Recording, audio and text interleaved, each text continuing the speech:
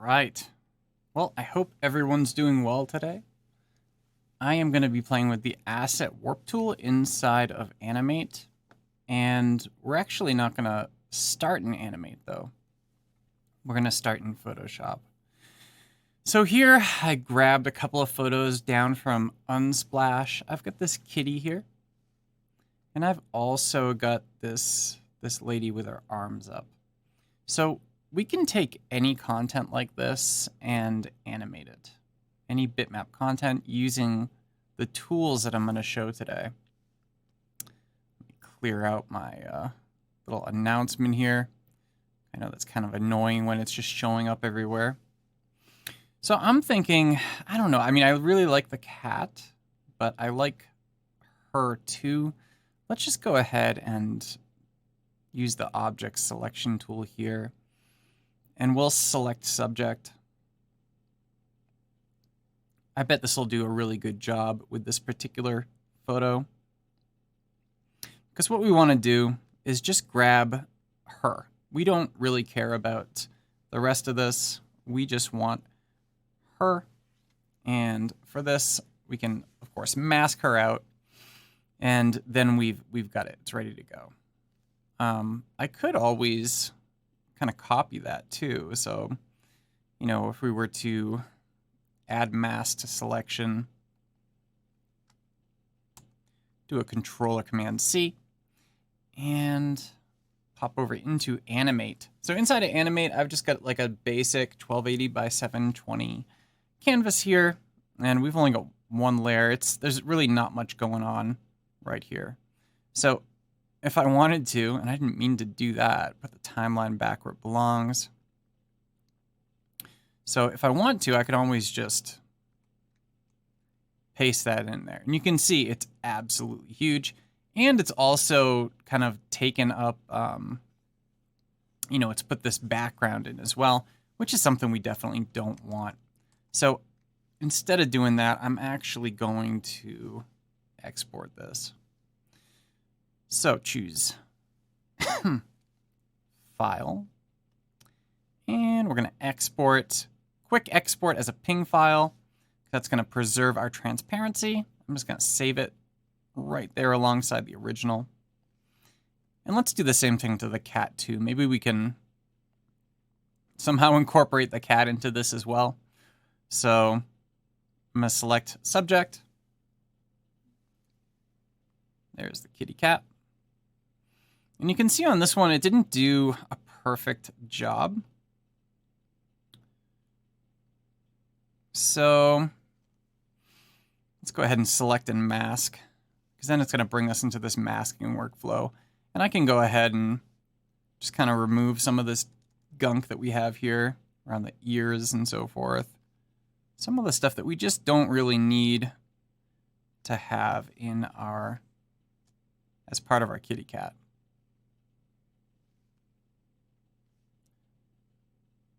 That is not going to work. That's smaller. Oh, it's subtracting, which is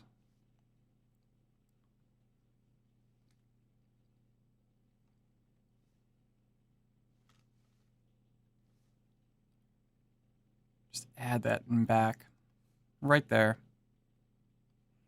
And yeah, I think the rest of it's probably pretty good. Let's go ahead and change our output settings. We're going to output this to a new layer with layer mask. That sounds good. And then we've got our kitty isolated as well. So for this, I'm going to go ahead and do the same thing as we did for the lady. Hi, Shannon. How are you?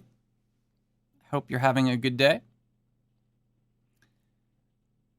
I'm going to quick export this as a PNG also. All right. So now that I've got both of those exported as PNGs, we can, why not, bring both of them into our Animate document. So the first layer I'm going to have here, I'm just going to call this BG for my background layer. We might put a background in later. We'll see how it works. I'm going to need a layer for my cat. And I'm going to add another layer for my lady. So let's bring in the cat.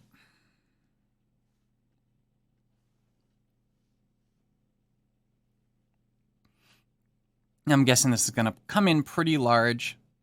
I probably should have resampled these a little bit, but it's okay. It'll work out. Yeah, absolutely very large. There's our cat right there. Super, super big cat. Let's make some changes to that.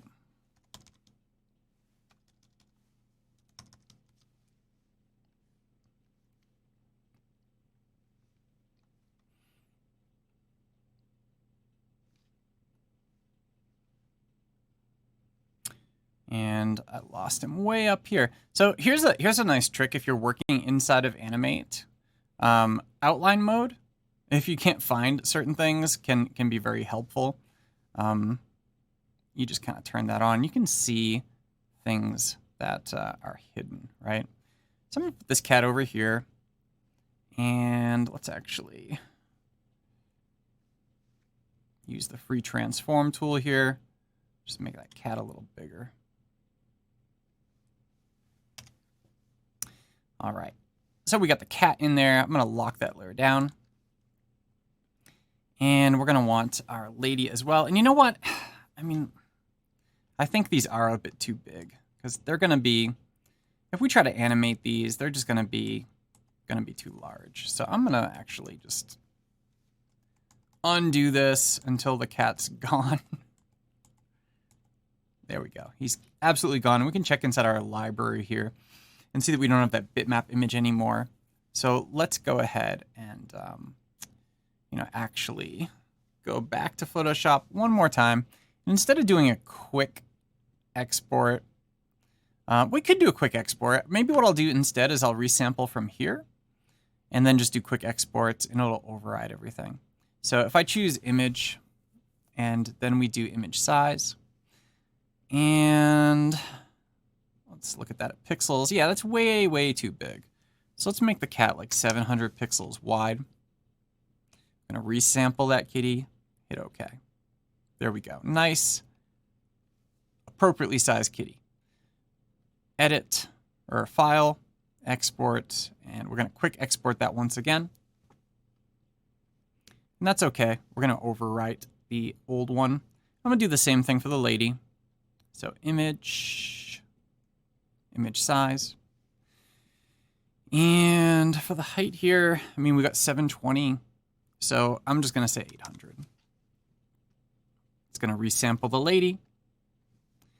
And export. Quick export is ping. We're going to overwrite that once again. There we go. We're done with Photoshop.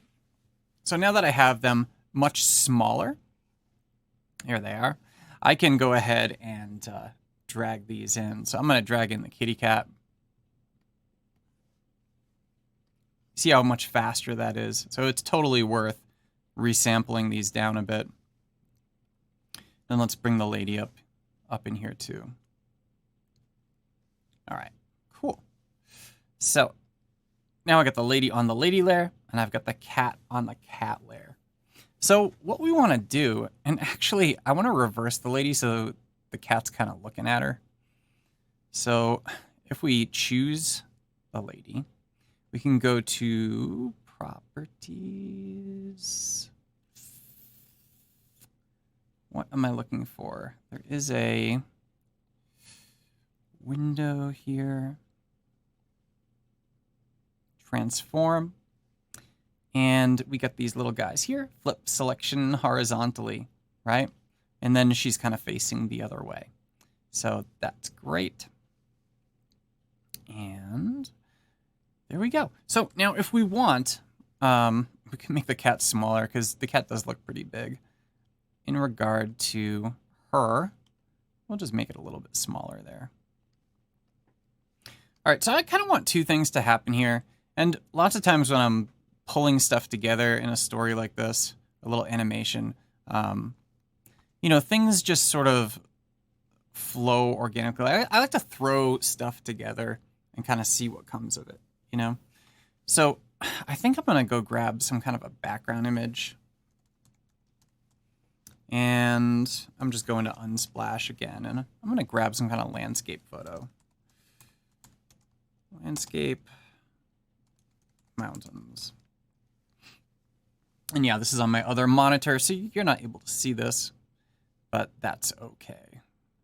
We're just going to have that come up as I'm looking at the cat and the lady, because we want them to be, I'm seeing her as kind of reacting to something, you know? So let's find, oh, that's pretty. Okay, I found a suitable one here. So I'm going to go ahead and download this.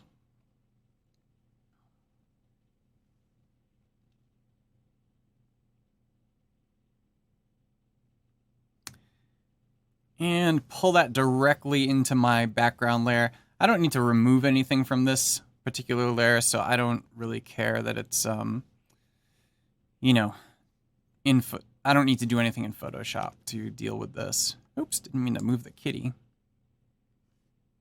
I did it again. Let's zoom out a bit so I can see this. You can always lock down the kitty and the lady.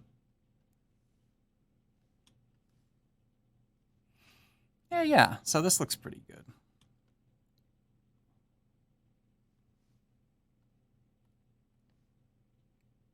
All right, that's an appropriate reaction to seeing something like this, right? So she's got a nice scene that she's looking at, and she's gonna, basically what I want her to do is just kind of like raise her arms up from a resting position, and I want the cat to lift up its head in response to that, right? And to do that, of course, we're gonna use Asset Warp Tool. And let me check see how everybody's doing here. So yeah, if you've used the Asset Warp Tool inside of Animate before, let me know in the chat, because it's always interesting to see kind of what people are familiar with and what they're not in any particular case. So what I'm going to do is I'm going to start with the lady. And if I select her, we can see that this is a bitmap object, and a bitmap inside of Animate is going to exist in the document library. So the document library, of course, is tied directly to our current project. You can share things from document to document across libraries in Animate, but if you really want to go and preserve things for use across multiple documents, multiple sessions, you can always save these things off into your assets panel. So the assets panel lets you reuse assets, all sorts of different assets, static assets, animated assets, whatever you might want to use, and use them across multiple documents. But here we've got the bitmap image, and the Asset Warp Tool you will find looks like a little push pin. So it's right there. And the Asset Warp Tool works on shapes, and it also works on bitmap data. And I think it's just great for bitmap data. So what we're going to do is we're going to put some pins in here. I'm going to pin her hand, first of all. And you can see as soon as I pin her hand, what happens is that Animate goes and establishes all the visual pixels, so the non-transparent pixels, as having a mesh across them. So it's very smart the way it does this. I'll stick a pin in her elbow and in her shoulder. And the same thing over here. Elbow, shoulder. I could do wrist probably too. Whatever. So there we go. There's a very basic, and maybe I want to move her head too, so I could put that down there. So there we go. We've got her with this pose right here. So what I'm going to do is I want to extend everything out, all my different frames. Let's extend them out to the 1 second mark. And we're running at 30 frames per second. So 30 frames make 1 second of motion. Hey, Lisa, how are you today? I'm going to animate this cat and this lady. So let's see. So we've got our initial keyframe right here. on the lady. And I'm going to go ahead and actually duplicate that somewhere around here, frame 25, because this is actually the ending pose, right?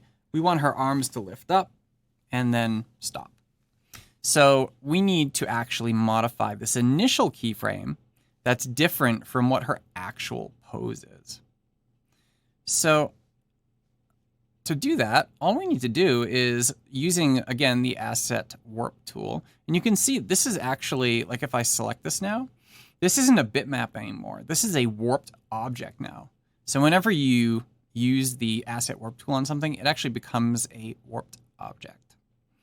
So I'm going to tilt her head a little bit, and you can see how this works. You can kind of get a little, a little distorted if you're not too careful, but it actually works pretty cool. We can move her head over here, and we're going to move her shoulders back a little bit. And we'll move her arms. And this is going to be weird, because when I move her elbow like this, her other bits and pieces are going to kind of stay as they are. So we have to be careful with that. And you can see this is getting like really bizarre looking. But you just have to kind of, and maybe some additional warp points might be useful to have here too. So I'm going to shift her over. And this stuff's really good for like subtle animation, right? So she looks like her arms are like jelly right now. It's not exactly what I was going for, but you are limited a little bit by the existing poses for some of this stuff, right? So I'm gonna take her down here, and that's really unnatural looking, but that's okay. It gets the information across. Let's see how that looks. So I really got to do something with her arm right here. I need to lower this a bit.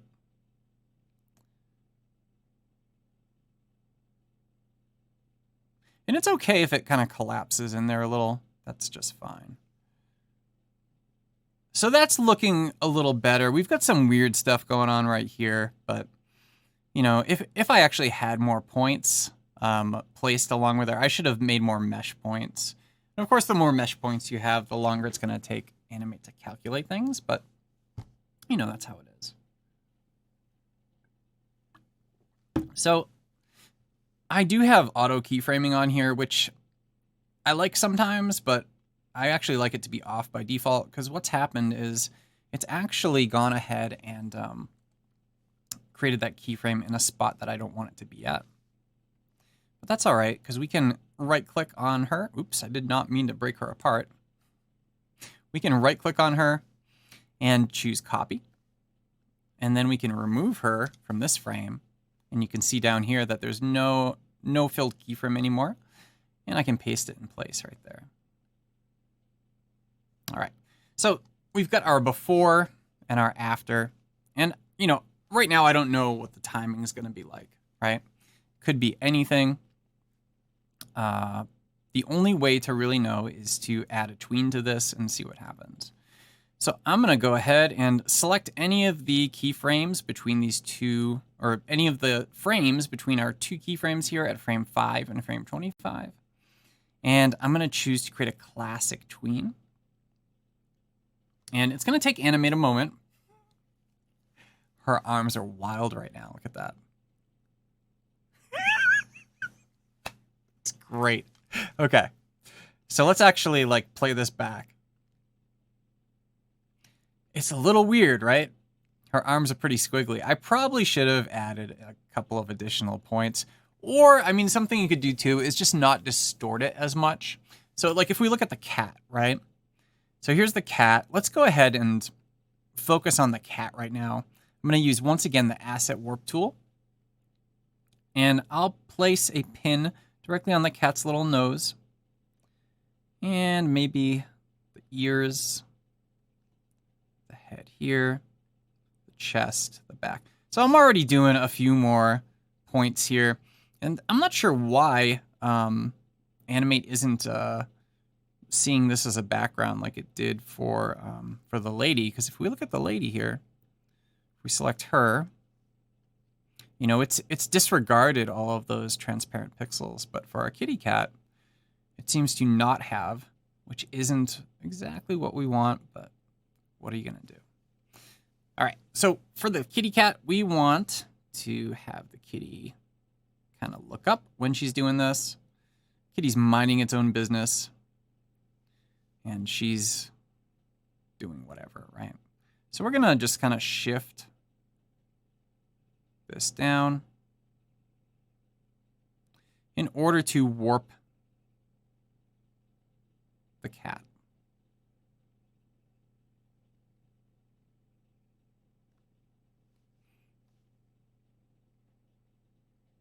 So you can see, very subtle. And this stuff works best when it is subtle. I've gone a bit overboard with her arms, which is okay. I mean, it's permissible, right? And we're going to add a new keyframe right there, because the cat's going to hold from frame 1 all the way to frame 21. And then we're going to have our little animated sequence where the cat looks up. So let's go ahead and select the frames in between these two keyframes, and once again, choose to create a classic tween. And now the cat kind of like looks up, right? That's what we want the cat to do. And that's really all we want the cat to do right now. With her, you know, look at that spaghetti arm right there. That is crazy. Let's actually go ahead and do a test movie and see how this looks right now when it's just kind of running natively inside of Animate.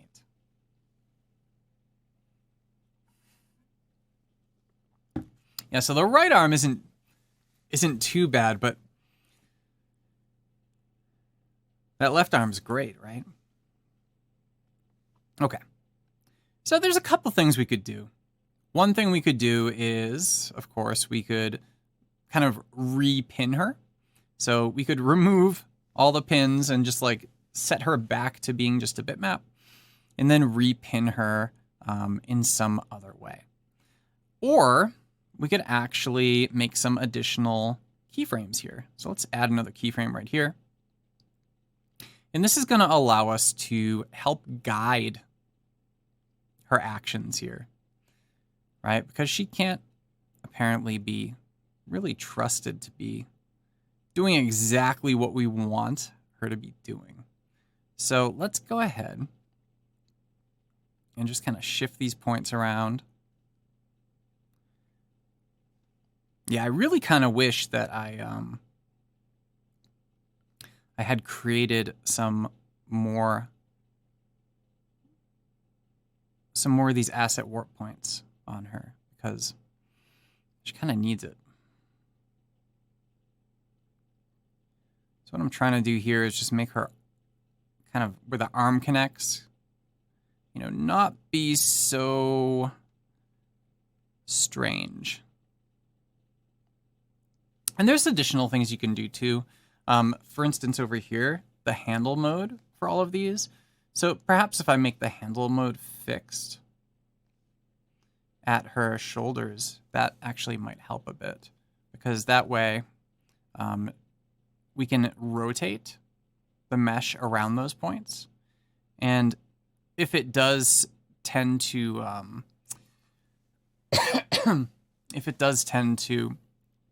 warp a little more than we want, we can have some measure of control over that. And I broke my tween, sadly enough.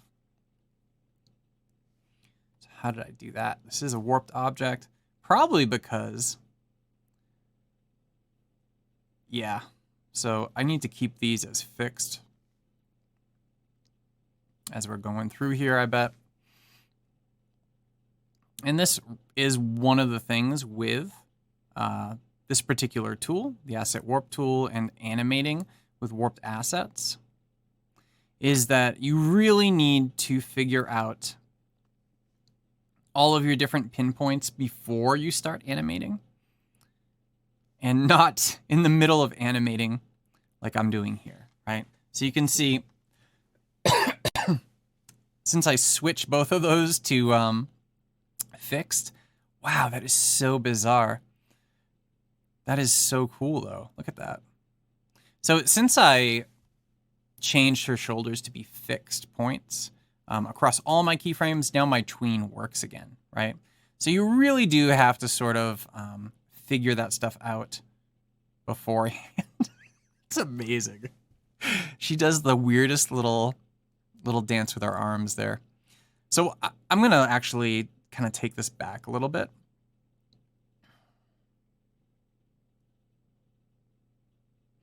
I'm just shifting these keyframes around to see if we can get a little more less spaghetti-like movement out of her. And I don't think there's really any way around that, right? So let's actually go ahead, because I don't think this is actually salvageable as it is right now. I am going to remove all those frames from the lady layer and add a new frame in here. And note, because I do have her inside of my library, I can just drag another instance out right there.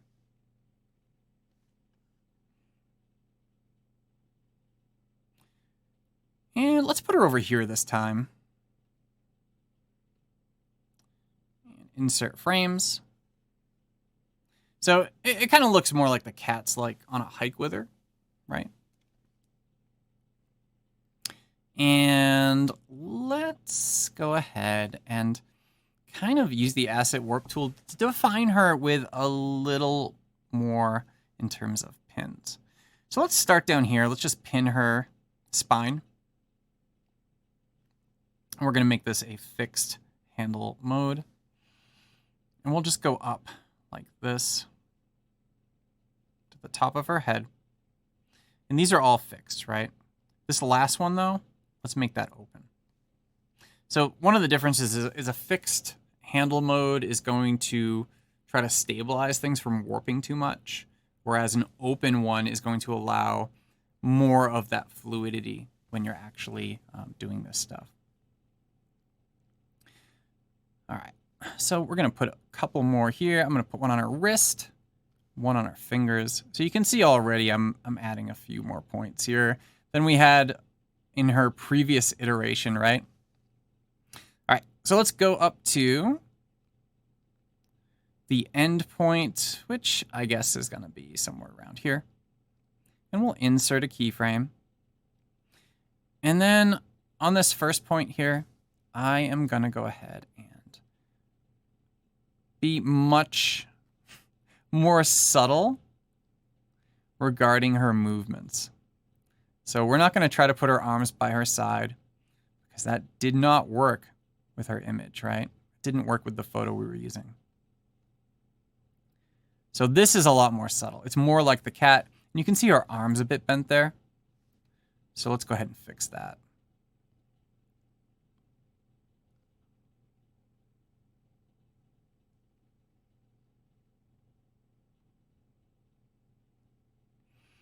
You can see how the mesh adapts to any of the stuff that I'm moving around here. Let's shift our head again too, just to make that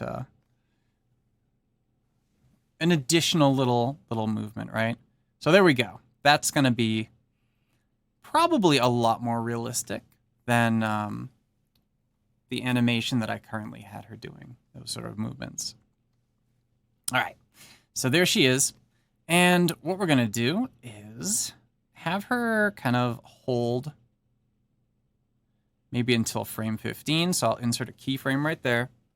And then between frame 15 and frame 24, we'll insert a classic tween.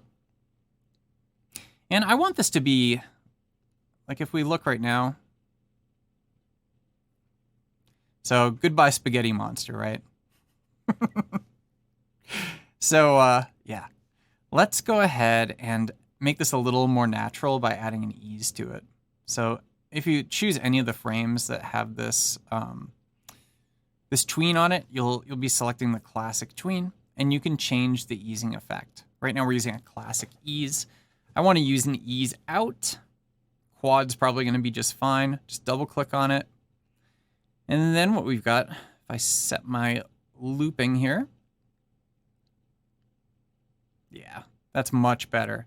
So when it eases out, she starts off fast, right? And then goes into position and holds. So something else we could do, let's turn that off. So another thing is we could go ahead and like right now there's no movement right here, but there should be some sort of subtle movement, right? So let's go ahead and actually change her to just have the most subtle of movements right here. Maybe just shift her head a little bit. Just shift our shoulders.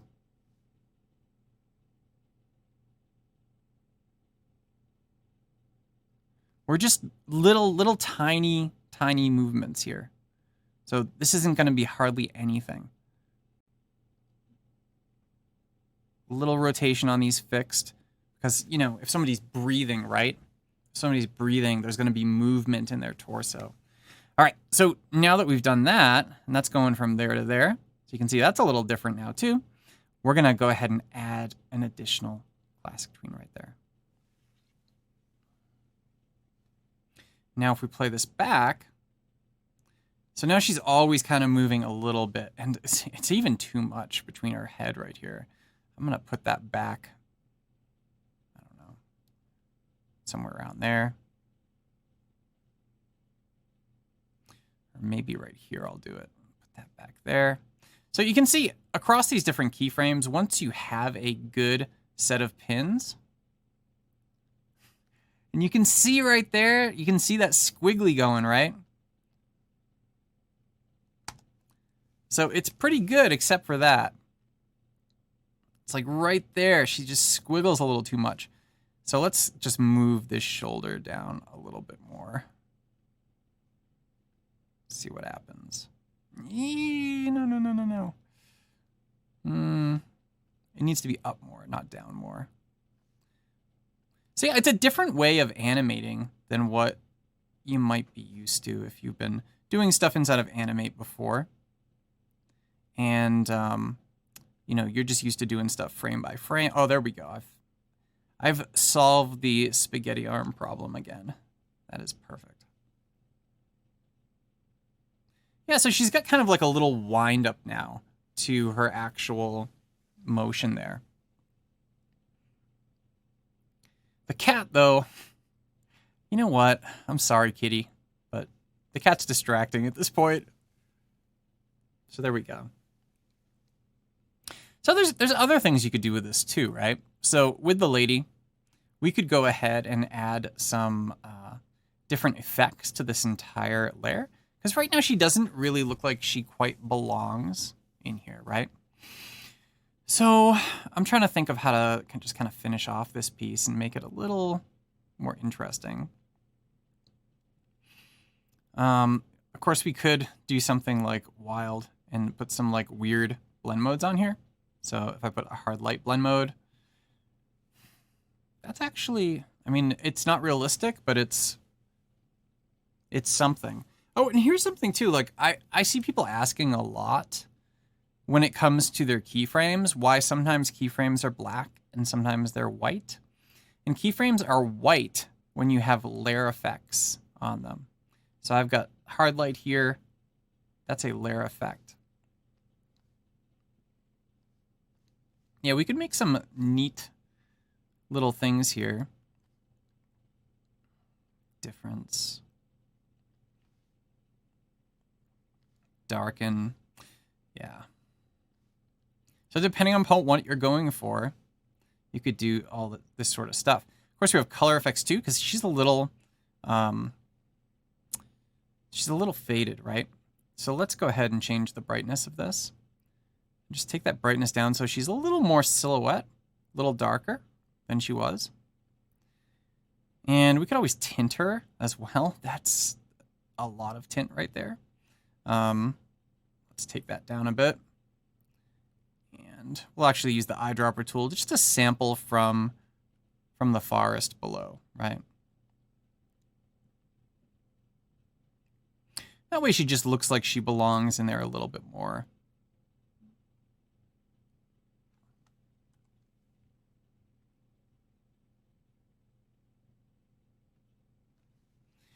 And of course, we could always go ahead and add a little bit of camera motion to the entire scene. So I'm gonna enable our camera. And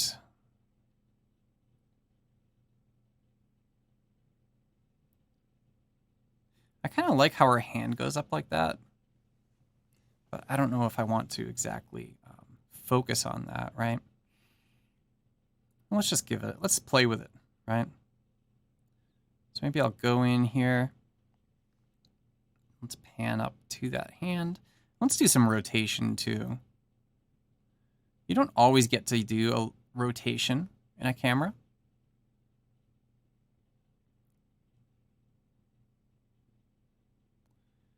And we're gonna insert another keyframe here. One right there. And right here is where we're going to zoom. Oops, I'm still on rotation. So we're gonna rotate that and we're gonna zoom out.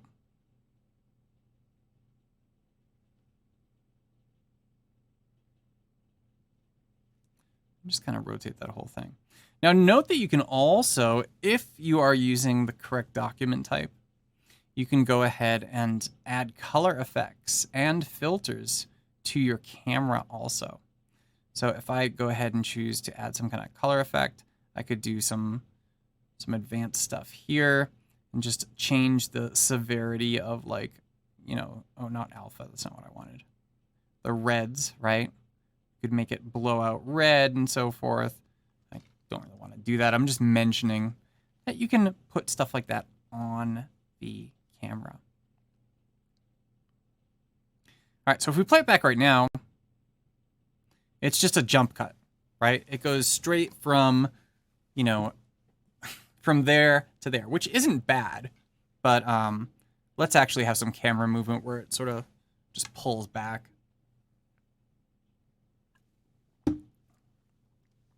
So stop. So I'm going to select, again, everything between these two keyframes, pop in another classic tween right there.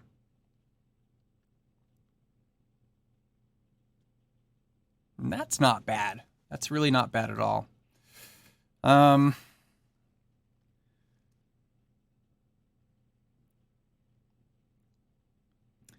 Let's do an ease out again. I kind of wonder how an elastic or a bounce ease would work in this case.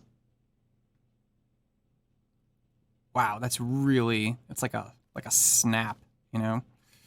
Not exactly what I'm looking for though. Here we've got our bouncies, which actually works a bit better. I might actually keep it like that. Let's just shift it a little bit. Give it a little more breathing room, right?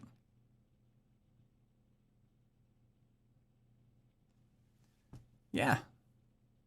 So we've got a little bounce to the camera when it goes back, right?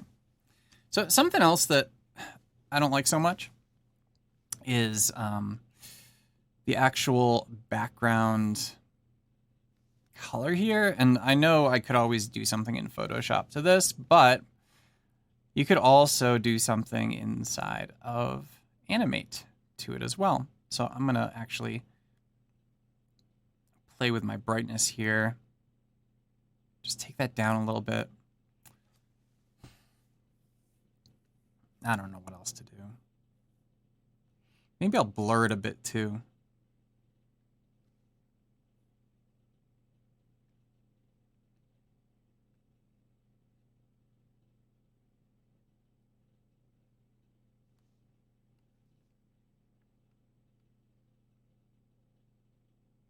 So you can tell we're starting to get a little bit of slowdown, which is okay.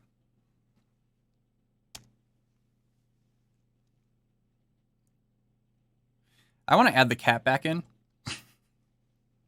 So let's actually go out to like 2 seconds. I'm going to add in 2 more seconds of animation to this guy. And I'm going to shift this kitty cat over.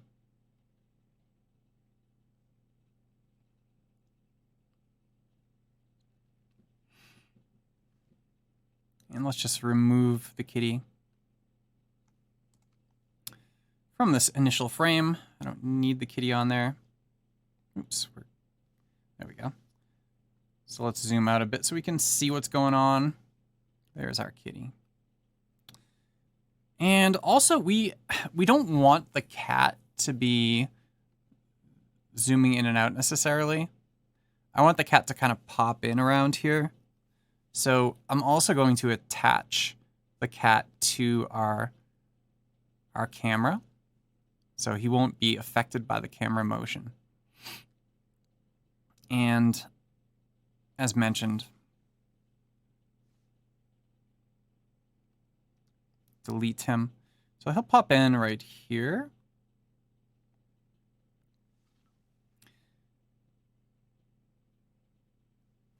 And I'm going to transform him a bit. Just rotate. Oops.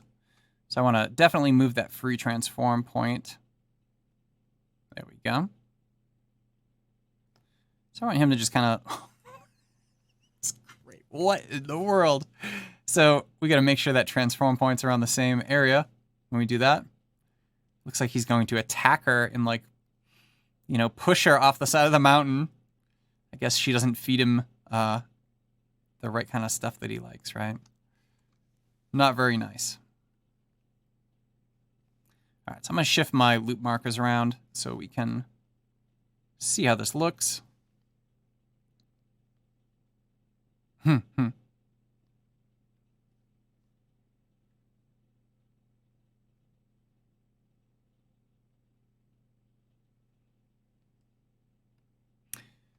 Well, that's cute. Let's move him a little bit more.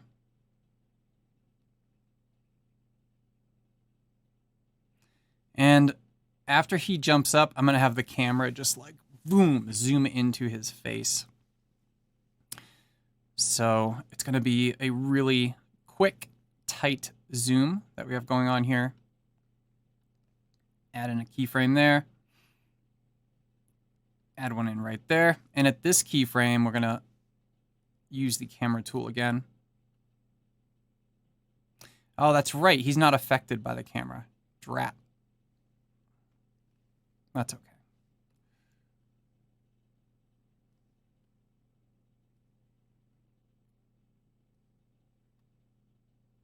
So you can tell now, I mean, we're dealing with bitmap images, so things are getting just a little junky here, right?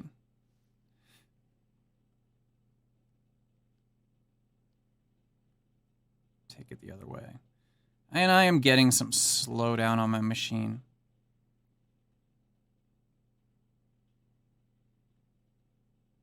Because we've got a lot of effects going on here, and camera movements, and things of that nature. So let's go ahead. Let's see that difference there.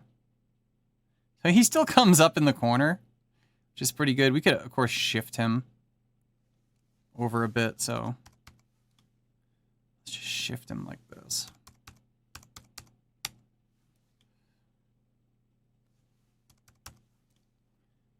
He comes up, boop, and then the camera's gonna zero in on his little face.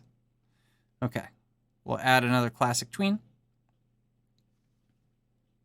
And yeah, the camera really just kind of rockets in there. So let's add another ease. In this case, let's ease in.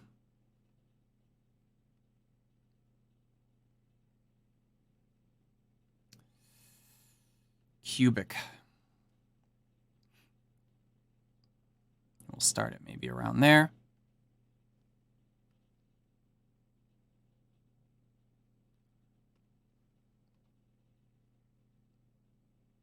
Wow, it really jumps right there.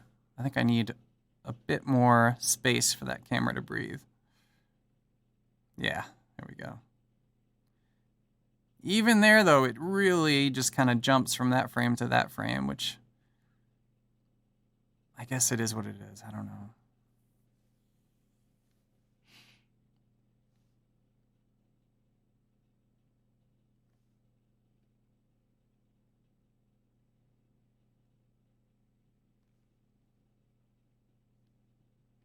I'm going to take it out to 3 seconds. And I mean, this is kind of how I often do stuff like this, right? Is you go through and you're just kind of adding layers to it. You're adding time to it. You're changing things as you go.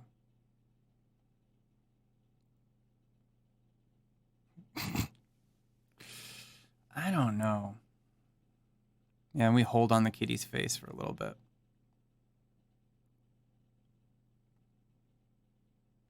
Uh-oh. I think I may have just killed Animate. Oh, no, I didn't. So one of the best things to do when something starts getting like this is to say, hey, you know what? I think it's actually time to publish this. So it's in a format that can be used more effectively, right? So I'm going to open up Media Encoder here.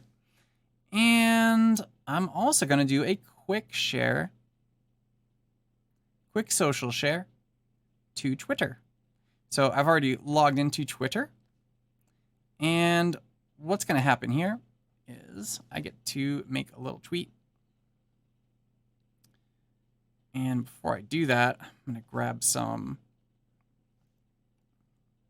little hashtags to put in here.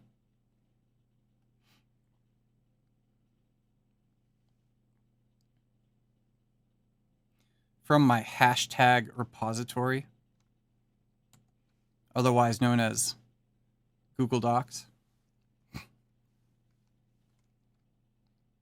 Oops. So I've had this problem before too, where it does not quite recognize that I'm inside of here. Very weird. I'm going to cut that out of there. Let's add that in. So I'm basically just constructing this from my Google Docs. And you know what I just realized? Last week I made a puppy. Animated a puppy. And this week I am animating a kitty. Let's go ahead and share. And it's going to go ahead and use Adobe Media Encoder to publish this. I should probably add Media Encoder to my tools that I'm using here inside of Behance.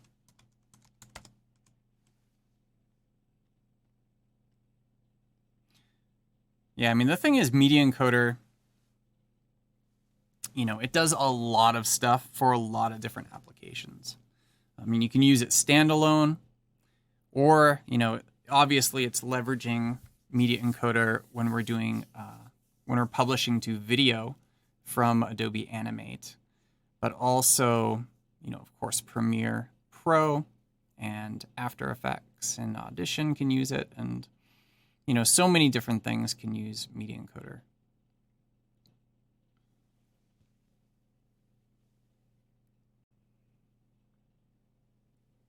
So that's a little trick that I do. Sometimes I will, because sometimes there's like a weird disconnect between Animate and Media Encoder when you want to use it like that. So what I often do is I'll open up Media Encoder first before I even hit publish, just like we saw right there. And it looks great. Wow. Okay, let's go have a look. I'm going to pull my... So here's the result on Twitter right here. So that zoom actually did come out really good on the cat's face. I would probably add a little more timing with the whole thing, right?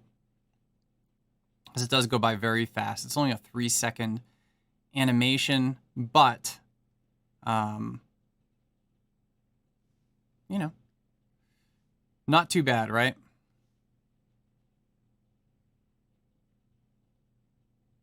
And of course, this is compressed through Media Encoder, so it's not going to look as pretty as it did inside of Animate, but hey, that's all right. So yeah, our little kitty, and I guess the lady's the star of it, right? But again, we did all this animation in terms of the character animation with the lady and the kitty with the asset warp tool right here, which you can use to create cool meshes. You can imagine this is also very, very useful if you're doing things like, you know, with cloth. So if you had cloth that you were putting somewhere and you wanted to animate it in a flexible way. So I'm going to just add a little extra layer here just to demonstrate how you can do it with a shape as well. So if I choose the rectangle tool, and I draw in just like a hanging cloth kind of thing. Let's get rid of that stroke. And I'm initially going to just kind of tweak the edges a little bit just to make it look more cloth-like, right? So we can pretend like it's hanging off of something. And, well, maybe let's just hide everything else, right? Why not? There we go. So here's our cloth. So I could use the Asset Warp tool, of course, on basic shapes, as well as, you know, people and cats, right? So now that I've got this in here, you could always do some really subtle animations where it's just moving a little bit. And, you know, sometimes, actually, let's make this fixed right there. And there. There. And there. And if I go ahead and insert a new keyframe here.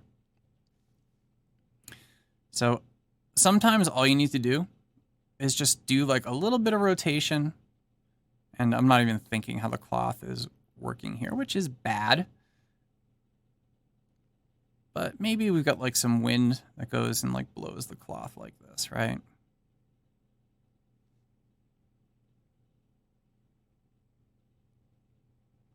Maybe these 2 points always stay up there. And then this one,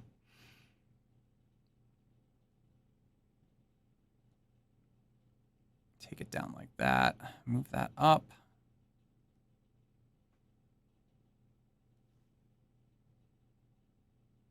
So of course you'd have to take time to do stuff like this and make it look like really, really good, but it's not like this is going to look bad, you know? So here we've got 2 states to our cloth. So you can imagine we could do some frame by frame animation with the cloth just like whipping, right, in the wind. Or you could always just apply a classic tween to it. And then it's doing that sort of thing. Let's change our points here, our loop points.